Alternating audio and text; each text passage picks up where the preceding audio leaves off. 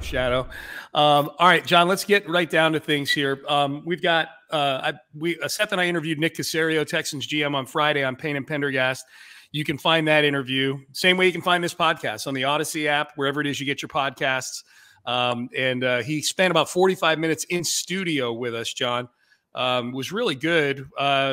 Good candor, I thought, from Nick. He seems to have a different energy about him now that D'Amico's in the building there, and things seem to be trending in the right direction with this team. I think you guys always get the best of Caserio. You know, when he's standing in front of a news conference, he talks a lot, 90 miles an hour, and you have to sift through the nuggets if he gives any, because he's so careful. Because usually when he talks to us, the draft's coming up, the season's coming up, he's much more relaxed with y'all. I think it's because you talk to him about things other than football. But getting him to come into the studio that long, that was a real coup. So congratulations, because he's always interesting and much more informative with you and Seth than he is Seth when he does the news conference. Yeah, well, he had a few little things I thought in here. I mean, we need to, even with the stuff he comes on with us sometimes, you got to sift through it a little bit. But he was pretty forthcoming about a few things. I'm going to touch on some of them here. We won't get to all of them. Obviously, if you want to listen to the entire interview again, you can get it on the Audacy app or sportsradio610.com. We're going to have some of the things that John and I learned from the offseason program coming up in just a little bit as well, and a little for real or fugazi later on in the program. So stay tuned for that. But as far as some things, John, we talked about the rookies with him, and the only ones I brought up by name were Will Anderson and CJ Stroud. And even when Seth tried to get some other ones singled out, he wouldn't do it.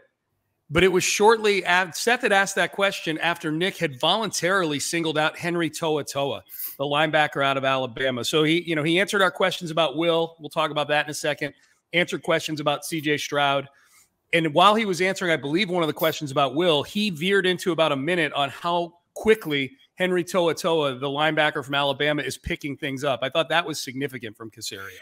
I watched almost every Alabama game the last 2 years. I wanted to see Bill O'Brien and what he was going to do coaching the Crimson Tide. And then I fell in love with Bryce Young because he was on his way to the Heisman. And every time I was watching, I kept hearing To'oTo'o, and I'm thinking, how do you spell To'oTo'o? And so I finally looked it up, and I thought, man, I hope I don't have to type that name all the time, much less pronounce it. And then when they drafted him, I thought they got a steal when they did. And for Caserio to single somebody out, which is very unusual, he has that Patriot mentality. You ask about a player, he talks about a position. He's much more forthcoming with you guys, and I thought he was terrific. And there's a good chance Texans could be playing two Alabama linebackers quite a bit. Yep, no doubt about that. Well, two Alabama linebackers, and then whatever we're calling Will Anderson.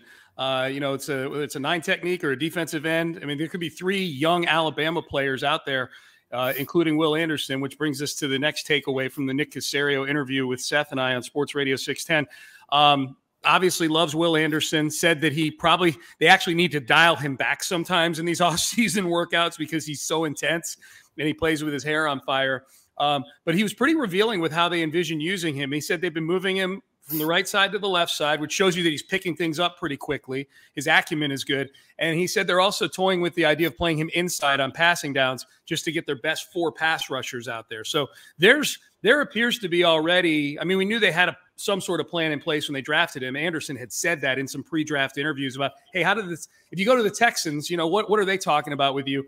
But I thought Nick was pretty forthcoming with how he's been shuffled around and used in these early offseason workouts. D'Amico Ryans told us he's a defensive end, and I think it'd be stupid to play him inside because then you're going to get beat on by the big guys, and you're going to get doubled by a guard and a center, where if they have him on the edge, he'd be going against an end unless he's so good. They put a tight end over there to help, which could happen a lot because he's a terrific pass rusher. It's obvious D'Amico and Caserio love the guy, and he's going to start from day one. It's interesting the way they approach it, so careful with Stroud, but they admit how much they love Anderson, how impressive he's been, how he picks up everything. I can't wait to see him. He and Bijan Robinson are the favorites to win Defensive and Offensive Rookie of the Year. I've seen some people pick Bryce Young, but it's rare for a rookie quarterback to play well enough to be voted Offensive Rookie of the Year. I can't wait to see Will Anderson because I've seen most of his games in the last 2 years. And when he won the Rotary Lombardi Award, I was up on the dais with Mattress Mac because Mac's the one that presented it to him. And I had to make a presentation. And I thought at the time, this was the first week in December. And I thought, man, oh man, what it would be like if the Texans got a pass rusher like him because he's the best in the draft. And I thought, but there's no way they're going to bypass a quarterback for him because of that desperate need. And of course, when they trade up, I was shocked in a great way because I thought back to watching him play all those games the last 2 years. I can't wait to see Will Anderson on the field. Yeah, same here. I'm really excited. I'm excited for him. I'm excited for the player, but he seems like he's going to be a fun guy to cover for us as well. Just a really great personality too with Will Anderson. All right, a couple more takeaways from the Caserio interview on Sports Radio 610 with me and Seth Payne last week. John, it sounds like that Nick, we talked about, I asked him about the extensions they've given out so far this year, that they're all in the trenches, to Shaq Mason, Laramie Tunsil, and then the Malik Collins extension last week. And Nick said, well, our belief is to build from the inside out. So that's not a coincidence. That's the focal point for Caserio. He did mention that there are other players who are in contract years and that they're not married to any sort of calendar as far as when an extension could come down, including in season, which is a big departure from regimes past with the Texans, which would use week one as sort of a barrier, as sort of an endpoint to any sort of negotiations. So I would just the tone that he took, John, in that answer, I feel like there's at least one or two more of these coming down, these extensions for veteran guys possibly. Well, the one they'd love to get is Titus Howard, but they can't pay 2 offensive tackles great money. You just can't do it. And Titus has shown he can play left tackle and he can play guard.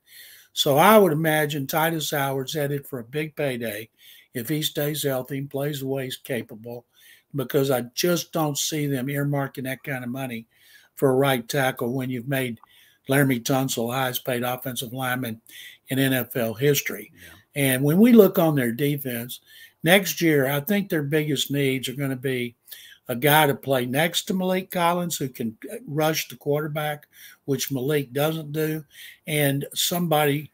And actually, Grenard and Hughes on the last year of their contracts, Jerry's going to be 35 years old. And you don't see many 36-year-old defensive ends because this could be it for him.